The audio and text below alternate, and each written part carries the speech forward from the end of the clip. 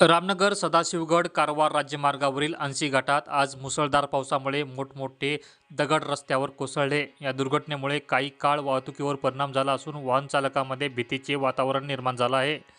विशेष म्हणजे 3 वर्षापूर्वी ज्या व्ह्यू पॉईंट परिसरात मोठी दरड कोसळली होती त्याच ठिकाणी पुन्हा दगड कोसळल्याने या घाटाच्या सुरक्षिततेचा प्रश्न ऐरणीवर आला आहे। ऐंशी घाट हा जोडा तालुक्याला कारवारशी जोडणारा महत्त्वाचा राज्यमार्ग आहे। दररोज शेकडो खासगी वाहने, बस आणि मालवाहू ट्रक या मार्गावरून प्रवास करतात। मात्र पावसाळा सुरू होताच दरड कोसळणे, मोठे दगड रस्त्यावर येणे आणि झाडे पडण्याच्या घटना वारंवार घडत आहेत। आज सकाळपासून सुरू असलेल्या मुसळधार पावसामुळे डोंगर कड्यावरील मोठे दगड थेट रस्त्यावर कोसळले।